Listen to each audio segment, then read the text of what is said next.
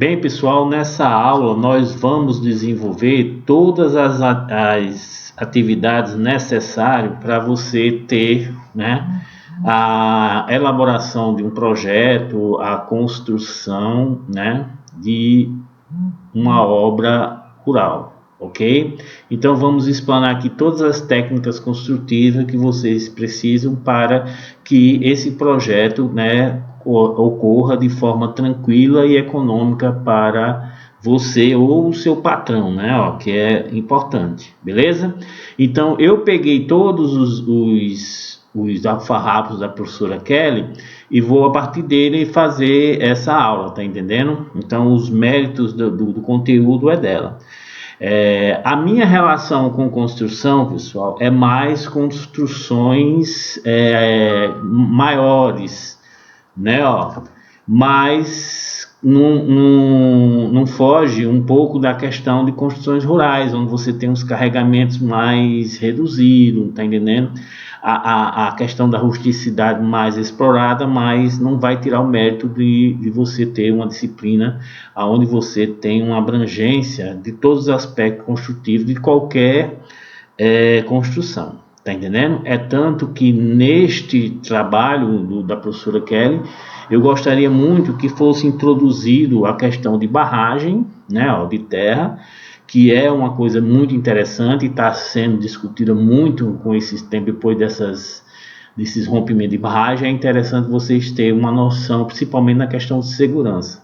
E também na questão de pavimento de baixo custo, que é uma coisa muito interessante, porque você precisa ter esse conhecimento para quando você for trabalhar numa fazenda, ou você criar sua própria fazenda, você ter uma noção de pavimento de baixo custo, ok, pessoal?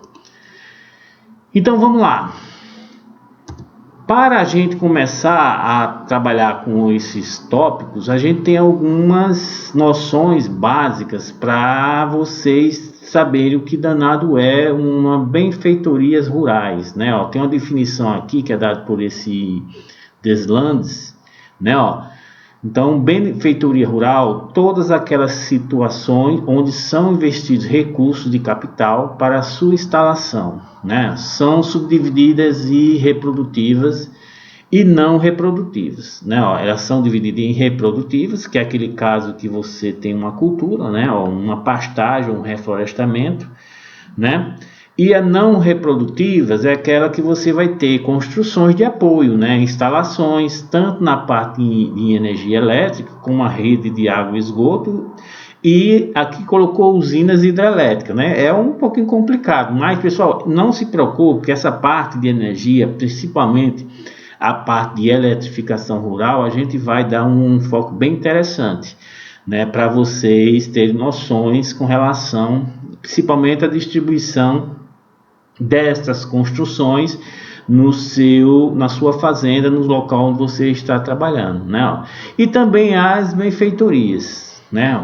Você vai trabalhar com cerca, com currais, aqui ó, açudes, né? Que vocês vão ter uma noçãozinha de barragem de terra, que é uma coisa, né, bastante importante hoje, né? E está passando por um processo de fiscalização bem rígido. Então, vamos lá. Eu coloquei aqui nas observações, então perceba, pessoal, que todos os slides da professora Kelly, eu coloquei algumas observações, porque eu percebi, posso até ser engano meu, né, que a questão da disciplina, ela está muito voltada para a parte de construções, tá entendendo? Mas seria interessante a gente também colocar a questão de manutenção. Então, toda edificação ela exige ter uma manutenção. Não é você faz e deixa lá ela ao léu acabar com o tempo. Não, você tem que ter uma manutenção. E essa manutenção ela também é planejada. Então vocês vão ter que fazer um planejamento. Vocês vão ter que identificar com quanto tempo terá que pintar a madeira da cerca do curral ou do pasto. Você vai ter que dizer quanto tempo você vai ter que trocar o reboco ou trocar os azulejos quando eles começarem a se soltar, tá entendendo? Então faltou um pouquinho de manutenção. É interessante vocês também trabalharem com essa questão de manutenção. Quando vocês fazem mecanização, você tem que criar uma planilha de manutenção. De quanto tempo eu tenho que trocar os óleos de lubrificantes do trator, de quanto em quanto tempo eu tenho que apertar a porca na roda, tá entendendo? Então esse controle vocês têm que ter, né? Tanto na questão de mecanização como também na questão de edificações, ok? Uma outra coisa que a gente também vai ter que colocar é a questão de obrigações ambientais, né? Quando você faz uma obra de porte considerável, por exemplo, uma barragem, você tem que se preocupar com essa questão da legislação ambiental. Então você vai ter que pedir uma autorização. Isso aí fica a critério de vocês, porque eu não entendo dessa questão de rima, desse negócio todo, mas você tem que ter essa preocupação, porque se você começar uma obra e não tiver essa questão ambiental toda ela bem definida, vocês podem ter a sua obra embargada e isso aí vai gerar o quê? Um prejuízo, ok? E outra coisa interessante que vocês têm que ter noção, na minha pequena conhecimento da área, é a questão de potência instalada. Então você está trabalhando aqui com edificações e essas edificações vão exigir energia. Hoje não existe nada que não tenha energia, tá entendendo? Então você tem que fazer essa análise, você tem que ver qual é a potência que você está instalando nessa fazenda, qual é a potência de uma máquina forrageira, a potência de uma bomba, qual é a potência de um aerador, tá entendendo? Qual é a potência... Então, pessoal, isso é muito importante. Então, nós vamos também colocar essa questão.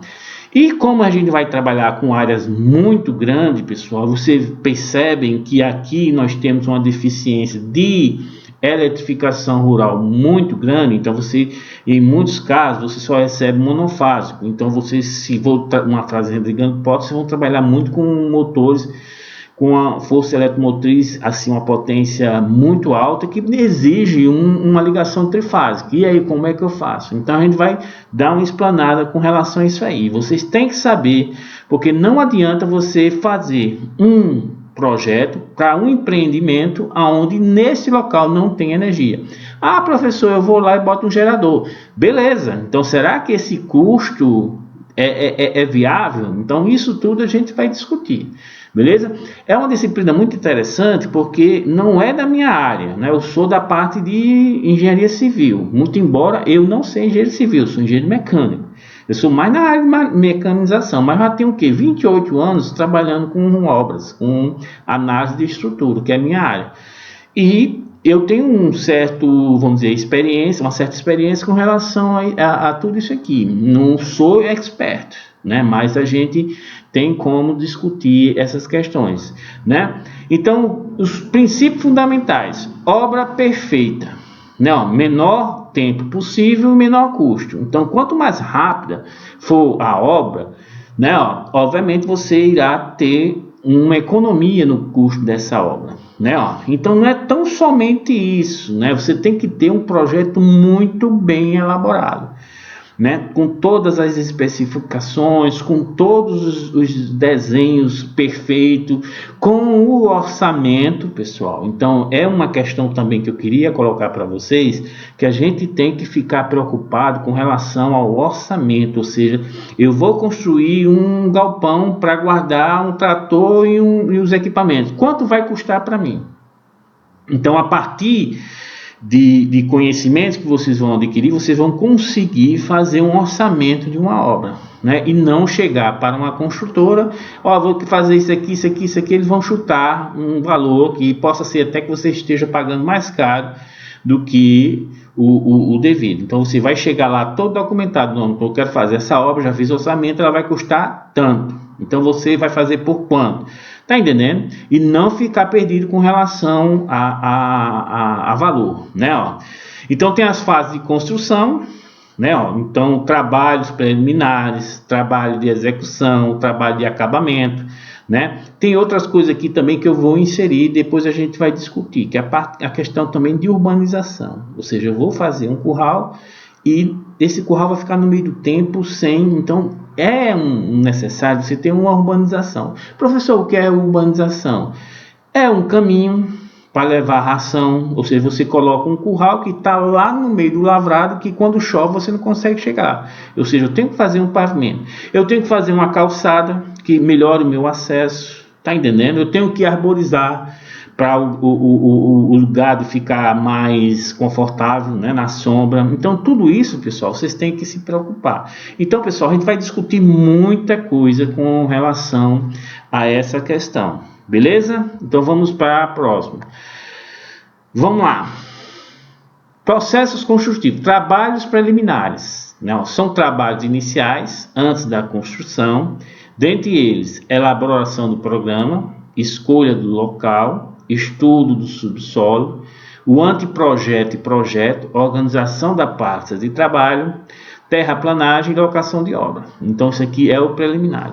Obviamente, pessoal, que para você passar para esse projeto, para essa fase aqui, ó, que você vai trabalhar com a elaboração do programa, escolha do local, obviamente você tem que ter uma viabilidade econômica. Você não vai construir um negócio que vai ficar um elefante branco. Você vai gastar muito dinheiro e vai ser utilizado para quê? Ou seja, então você tem que ter uma pesquisa de mercado. Tá entendendo? Eu quero fazer um galpão para trabalhar com o bicho da seda, ok? Será que a cidade mais próxima vai consumir esse material? Será que eu vou conseguir exportar esse material para fora? Será que existe viabilidade? Então, eu acho que um dos trabalhos preliminares, ou seja, antes de você começar essa atividade, é você ver a questão da viabilidade econômica. Então, não adianta você ir trabalhar com a cultura ou com a criação de um determinado animal se você não tem como vender esse material. Então, tudo, pessoal, passa pela viabilidade econômica. Ah, professor, eu quero criar avestruz. Certo, tudo bem. Você vai criar todo um projeto para a criação de avestruz. Mas você elabora tudo, depois percebe que a capital do estado onde você criou essa fazenda não está consumindo seu avestruz. Olha aí o que você fez. Então você gastou muito dinheiro para uma atividade que não tem viabilidade local. Então tome cuidado com relação a isso, beleza? Então vamos dizer que o seu projeto tem uma ótima viabilidade econômica. É o top das galáxias lá naquela região. Aí sim você vai começar a trabalhar com essa infraestrutura para viabilizar esse seu projeto. Beleza? Então a gente vai ter uma elaboração do programa, ou seja, você vai ter que fazer um programa, pessoal, de atividade que não atrapalhe o outro programa, porque nesse caso, pessoal, quando você vai trabalhar com a construção, você tem uma sequência de obras, tá entendendo? Então você não pode saltar uma obra, tá entendendo? Não adianta você começar a trabalhar com paredes se a sua fundação não está pronta. Então você não pode mudar de obra, tá entendendo? Mudar de atividades na elaboração do seu programa de tarefas, ok? Uma coisa trabalha com outra. Outra coisa que é muito importante, você inventa de começar a construção de uma obra no período de chuva. Isso já está um erro na sua elaboração do programa. Aqui, pessoal, você fazer escavação para fundação no período de chuva, não tem como, tá entendendo? Para engenharia, construção, não existe problema. O que vai impactar nesse problema é o custo. Você vai escavar uma vala para colocar uma sapata no período de chuva, você vai ter que ter uma bomba chupando aquela água o tempo todo, porque você não consegue trabalhar em período de chuva utilizando escavação. O lençol freático aqui é muito baixo, ok? Então, houve um erro de elaboração, ou seja, você vai começar uma obra no período de chuva, ou seja, você vê que o período de chuva está se aproximando, você já corre para fazer a fundação. Então, dá prioridade na fundação, porque aí quando começa a chuva, você consegue trabalhar com as outras atividades, ou seja, a superestrutura chovendo. Vai dar um pouquinho de trabalho, mas tudo bem, ok? Então, escolha do local, que isso também é muito importante. Não adianta, eu falei para você, não adianta você escolher um local onde os terrenos são baratos, mas lá não tem energia, ou seja, o seu projeto pode ir para o lixo devido à falta de energia, porque a energia para você ela é muito importante. Como você não consegue ter energia lá, professor, só colocar um gerador, o custo vai aumentar bastante. Será que é viável? Então note, pessoal, a questão do projeto econômico, ele é muito interessante. Né? Estudo do subsolo, ou seja, eu vou fazer uma fundação ali e quero saber como vocês, pessoal, trabalham com pequenas obras, que não é bem assim. Tem casos que vocês têm galpões enormes, tá entendendo? Principalmente galpões para garagem de máquinas pesadas, colheitadeiras, são galpões grandes, então tem uma certa responsabilidade na questão da fundação, então você tem que ter cuidado. Né? O anteprojeto e projeto, né? Todos os dois, pessoal, tem que ser muito bem elaborados, muito bem escritos, né? A gente vai trabalhar aqui com relação às plantas, né? Com relação também ao orçamento, ou seja, o cara que vai fazer o orçamento, ele vai fazer em cima das suas plantas. Se você não fizer umas plantas bem elaboradas, bem descritiva, tá entendendo? Dizendo qual é o tipo de piso, qual é o tipo de reboco, qual é o traço de reboco, o cara não vai conseguir orçar. Pode conseguir, mas enchendo seu saco, ligando o tempo todo. E cara, qual é o traço que você vai colocar nesse reboco? Porque o traço, pessoal, no reboco, ele vai impactar no orçamento. Quanto maior a quantidade de cimento, você sabe, na argamassa, mais caro vai ficar o reboco. E quanto maior a altura que o cara for rebocar, você faz um reboco com o pé no chão, é diferente de você fazer um reboco em cima do andaime. E no andaime lá em cima. Então, tudo isso varia no preço. Então, você tem que ter o projeto muito bem elaborado. Olha como uma coisa não é tão simples assim. Né? Organização da praça de trabalho. Lá na engenharia, a gente não usa muito esse termo praça. Nós usamos canteiro de obra. Então, pessoal, isso também é muito importante. Então, você tem que ter uma experiência muito grande, né? Nós temos até uma questão de piada com relação aos nossos estagiários, que deixaram o estagiário na obra sozinho, aí chegou um caminhão com areia. Aí o motorista, ei moço, eu boto esse caminhão, eu boto essa areia onde? Bota aqui. Ele colocou exatamente onde vai ser a obra. E o cara dele colocou e foi embora. Quando o responsável chegou, rapaz, quem foi que mandou colocar essa areia aqui? Fui eu, por quê? Rapaz, aqui vai ser a obra. Então, o que aconteceu? Ele no outro dia gastou uma diária ou duas por cara, um peão tirar aquela areia daquele local. Então, olha a falta de organização, né? Então, tudo tem que ser bem organizado. Então, aqui vai ser o local da obra.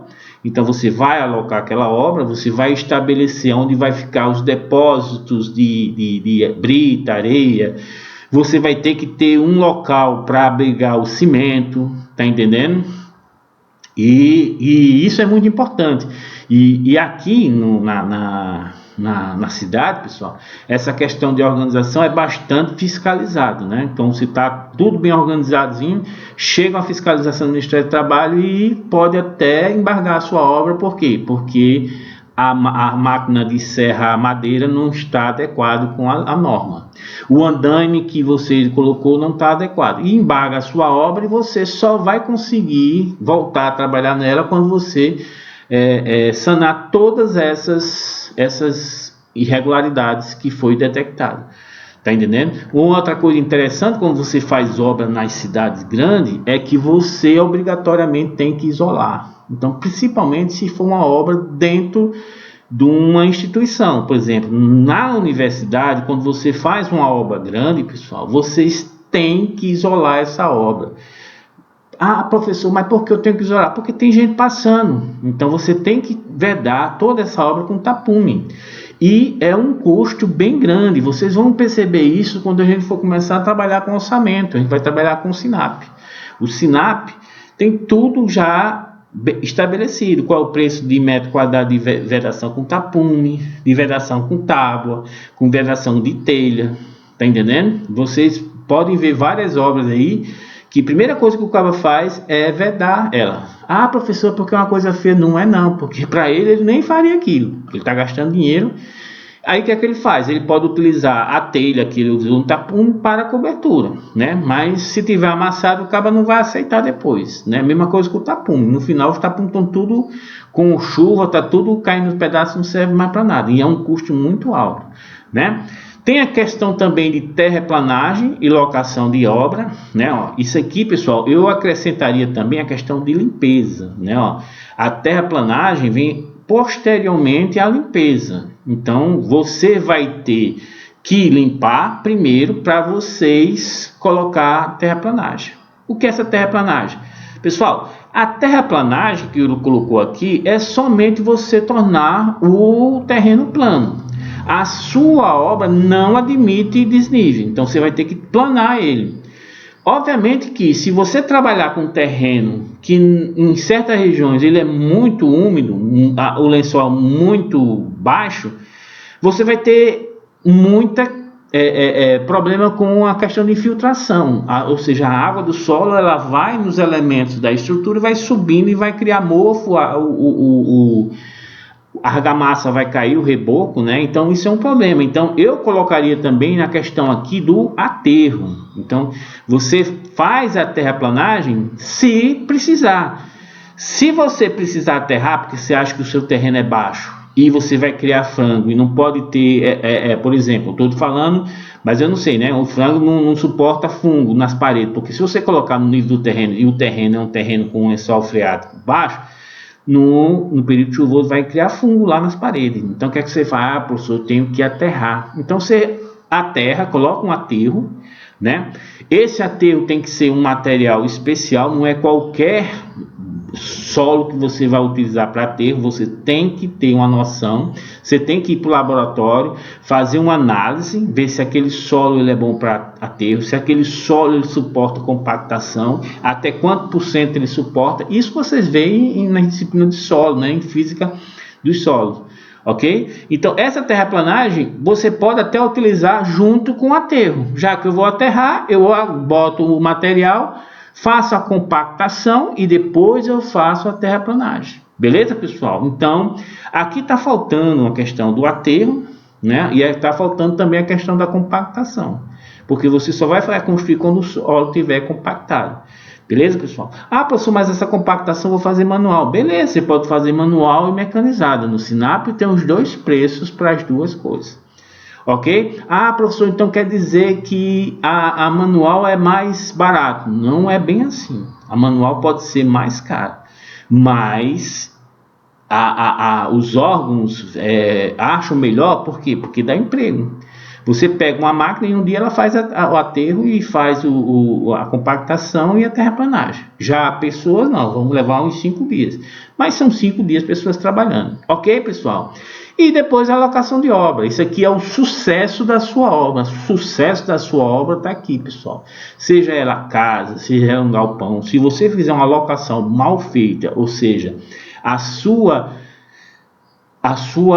construção não está em esquadro, não está em prumo, você vai só ter dor de cabeça, né? Porque você vai desajustar toda a parte superior além do baldrame, ou seja, as suas paredes vão ficar mal feitas e quando chega na cobertura, aí a dor de cabeça começa, porque não casa. Ah, professor, mas eu quero fazer.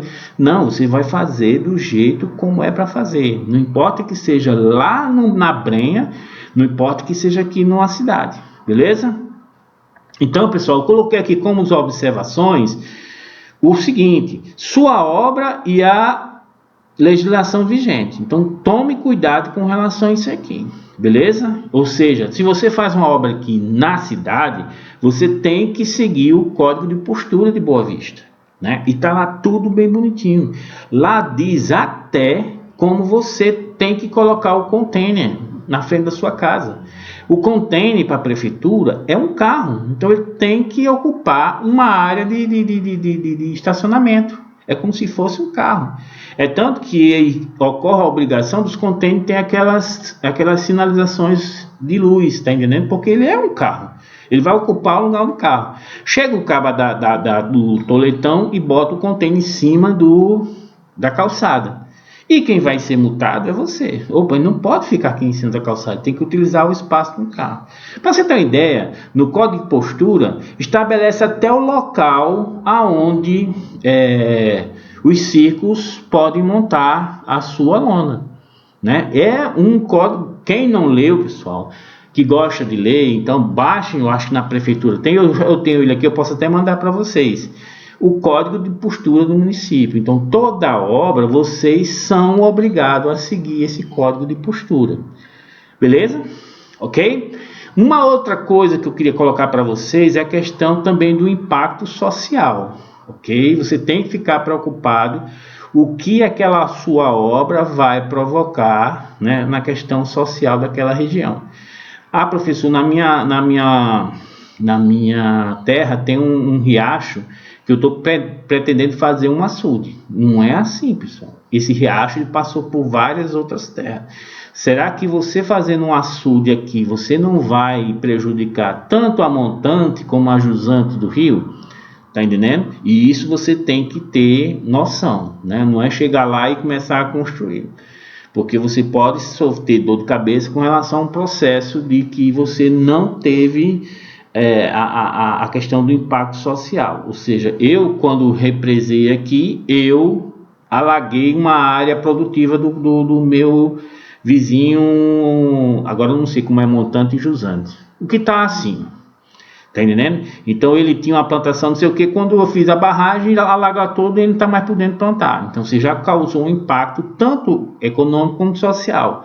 E o vizinho lá de baixo, descendo o rio, ele utilizava aquela água para fazer uma irrigação, ou para, não sei, outra coisa. Então aquela barragem interferiu no fluxo. Ou seja, a vazão diminuiu, a vazão aumentou, beleza? Então ele vai ter prejuízo tanto econômico também como social, já que ele tinha uma horta com 10 funcionários. Então isso é uma preocupação que vocês têm que ter, beleza? Aí aqui vamos à questão do trabalhos de execução, né? Que é a construção propriamente dita, né? Então começa, pessoal, aberturas de vala de fundação, né? Consolidação do terreno, né, que é a questão de compactação do terreno, os alicerces, o baldrame, né, isso aqui é a parte de fundação, o baldrame é a viga de cinta, né, a primeira viga que trava os pilares que vêm da fundação, que pode ser sapata, o sapata corrida, ou estaca profunda, né, mas esses são mais para engenharia, ok? Mas eu tenho, depois dessa aula eu vou passar um vídeo para vocês terem noções desses tipos de fundações, né, para obras grandes, para você perceber a questão o quanto é simples na concepção rural, né? Mas não quer dizer que você não vai ter uma obra rural, né, que não seja um porte considerável. Por exemplo, uma pequena usina hidrelétrica já é uma obra bem considerável. Você pode fazer isso na sua fazenda, né? E é um trabalho muito interessante para a gente da engenharia, como também da agronomia, da engenharia elétrica, para a gente elaborar projetos para mini usinas hidrelétricas, né? E tem um financiamento até muito bom para isso, né? Aterros, paredes e divisórias, a armação de andaime, né, engradamento e cobertura do telhado, né, que é uma coisa que a gente vai discutir bem muito aqui. Era uma coisa que passava desapercebida, essa questão de cobertura, né, mas hoje com o advento da energia solar, que está aumentando muito, né, a gente tem que dar um foco com relação à cobertura, né? Ah, professor, um galpão, vou colocar uma água, 2 águas, pronto. Beleza, e o galpão é frango, então tem a questão da disposição. A norma diz que tem que estar assim, assim, assado. Sim, mas o telhado você pode alterar de forma que, pessoal, um galpão para criação de frango é uma área muito grande. Se você pegar essa cobertura e colocar coletores solares, né, você vai ter uma produção de energia fantástica, que pode até cobrir o que você consome nesse galpão, na questão dos ventiladores, sei lá, o que você precisar. ok? Então é uma coisa que a gente vai dar outro foco, porque antigamente o pessoal fazia coisa mais simples e não se preocupava, porque aquela área de cobertura, pessoal, se você for colocar uma placa solar, você vai ter uma produção muito boa de energia. Você pode gerar energia com o seu consumo mensal, né? Ó, pisos, forros, esquadrias, assentamento, tubulações de água, esgoto, eletricidade, revestimento das paredes, dentre outros. Então, tudo isso aqui a gente vai discutir no nosso curso, né? Ó, sempre lembrando que eu coloquei com observação, que eu já falei a questão de urbanização. Você faz a obra, casa, mas esquece a questão de urbanização. Urbanização é o que, pessoal? Uma estrada, uma calçada, um jardim, plantação para diminuir a incidência do sol naquela habitação ou naquela edificação, ok, pessoal? É interessante vocês darem esse foco também na questão de urbanização. Depois a gente discute com relação a isso aqui, beleza? Processos construtivos, trabalho de acabamento, né? Ó, então aqui já é a parte final da obra, né? Ó, que vocês vão fazer o floreado, né? A parte mais bonita, né? Assentamento das ferragens e esquadrias, né? Pode ser portas, janelas, janelas de ventilação que você tem que colocar em banheiro, essas coisas todas, né? Rodapés, aparelhos elétricos, né? Ó, luminária, aparelhos sanitários, né? O vaso, aquele que é mais antigo bota o bidê também, que não existe mais, mas pias, equipamentos, vidros, pintura, limpeza, dentre outros, né? Ó, equipamentos pode ser que um ar-condicionado, uma bomba que você precise, né? Depois que você fizer um edifício de vários pisos e a pressão que a concessionária fornece para você não é suficiente, então você tem que fazer um processo faz uma cisterna, a cisterna colhe a água da concessionária e você joga com bomba para a caixa d'água lá em cima, ok? Então isso é considerado como sendo um equipamento, beleza? Vidros, pintura, limpeza geral e outras atividades, beleza, pessoal? Então, para a próxima aula, já que essa aula já está bem adiantada, né, pessoal, vamos começar com trabalhos preliminares, ok? Então, até a próxima aula.